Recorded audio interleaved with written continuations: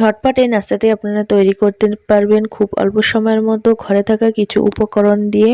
চায়ের আড্ডায় এই নাস্তাটি আপনারা স্ন্যাক্স হিসেবে রাখতে পারেন। এই নাস্তাটি করতে পারেন আপনারা অল্প সময়ের মধ্যে, আর এটা সবার প্রিয় হয়ে যাবে। এটা এতটাই মজাদার এবং সুস্বাদু হয়ে থাকে। বিসমিল্লাহির রহমানির রহিম। আশা করি যে যেখানে আছেন ভালো আছেন। আমার চ্যানেলের পক্ষ থেকে সকলকে জানাই শুভেচ্ছা ও অভিনন্দন।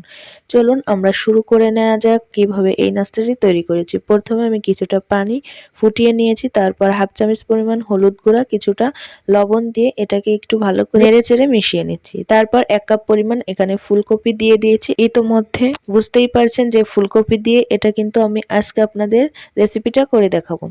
3 মিনিট সিদ্ধ করে নিয়েছি। এখন একটা স্ট্রেনারে ভালো করে পানি ঝরিয়ে উঠিয়ে নিচ্ছি। তারপর পানি ঝরে গেলে আমরা এটাকে ভালো করে একটু দেখতেই পারছেন কুচি কুচি করে কেটে নিচ্ছি। এভাবে করে সম্পূর্ণ ফুলকপিটি আমি করে কেটে নিচ্ছি। কেটে নেওয়া হয়ে গেলে একটা মিক্সিং বলে এটাকে নিয়ে নিচ্ছি।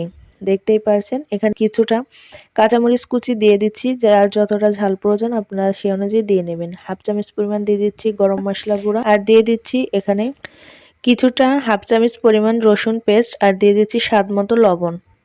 এগুলোকে আমি হাত দিয়ে ভালো করে মেখে নিচ্ছি। অবশ্যই হাত দিয়ে মেখে নেওয়ার চেষ্টা করবেন।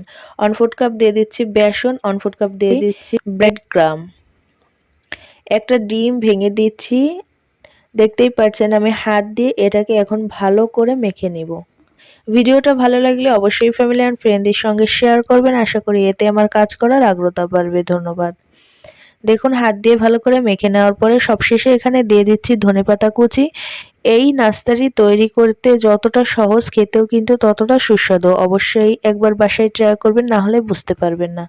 দেখুন আমি হাতে করে কিছুটা এরকম বলের মতো করে নিচ্ছি। এভাবে করেই আমরা ভেজে নেব। আপনারা চাইলে যে কোনো আকারে এটা ভেজে নিতে পারেন। এখানে আমি একটা কড়াই বসিয়ে দিয়েছি, কিছুটা তেল দিয়ে দিচ্ছি। তেলটা গরম হয়ে যাওয়ার পর তারপরে এই বলগুলো এর মধ্যে দিয়ে দিচ্ছি। এটা দেখতে কিন্তু মিটবলের মতো দেখাচ্ছে, দেখতেই পাচ্ছেন। এখানে চুলার আঁচটি রেখেছি মিডিয়াম টু লোতে।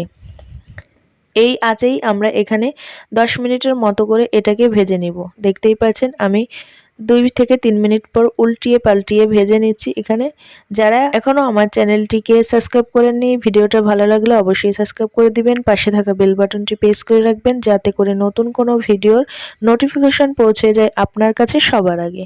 দেখুন ঝটপট করে নাস্তাটি আমরা অল্প সময়ের মধ্যে করে নিয়েছি। আমি এখন তুলে নিচ্ছি। দেখতেই পাচ্ছেন কত সুন্দরভাবে এটা ভেজে নেওয়া হয়ে গেছে।